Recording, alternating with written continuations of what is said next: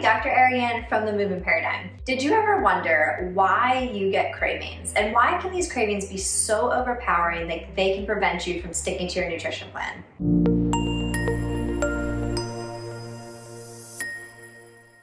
There are 4 key things that cause cravings. Number 1 is a dopamine response. Number 2 is your gut bacteria. Number 3 is simply habits. And number 4 is your blood sugar.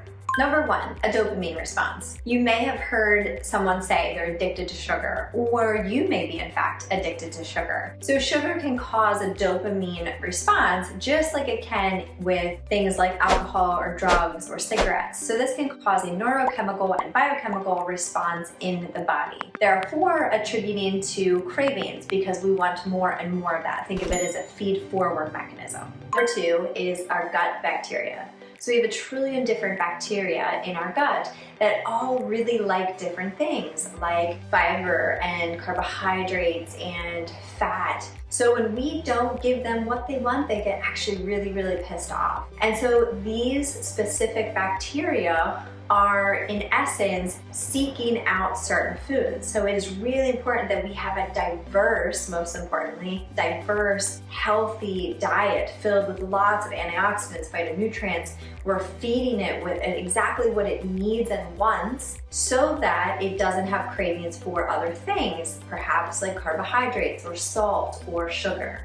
Number 3 is habits. So you may go hours and hours and hours without eating, without checking in with your body, and then all of a sudden you are starving. So this is a perfect example of how your habits of perhaps not being very interoceptively aware, internally aware of what you need, is attributing to your poor eating habits and choices.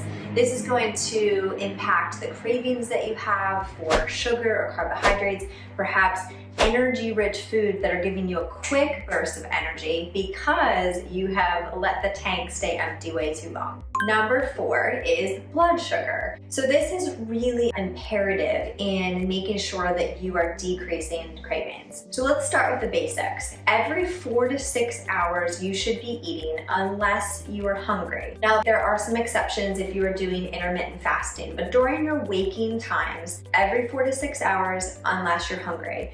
If there is already some existing blood sugar dysregulation, that would mean that you probably have to eat a little bit sooner than that. But ultimately, that is our goal. Now, in order to do that, we have to have a balance of nutrients. So think a protein, a healthy fat, a fiber source. If we're getting these balanced meals every 4 to 6 hours, then we should be able to keep our blood sugar with just these nice hills rather than these huge peaks and valleys. If we happen to just wake up, eat a bunch of sugar or carbohydrates, oatmeal, honey, blueberries, our blood sugar is going to go way up and then way down. And then guess what? We are going to crave carbohydrates to get us back up again. So really making sure you have consistently protein, fat, and fiber source in each of your meals. This is really going to optimize your blood sugar control and really prevent cravings. So in essence, being able to control cravings is within your control 100%. There are lots of ways to address it,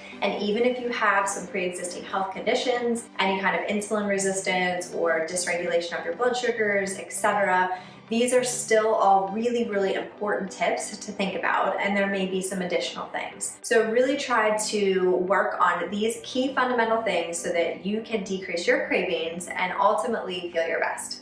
Thank you as always, my friends. I appreciate you tuning in. Please make sure to subscribe to our YouTube channel, The Movement Paradigm, for weekly tips on mindset, nutrition, and movement to help you lead your best life. And thank you until next time.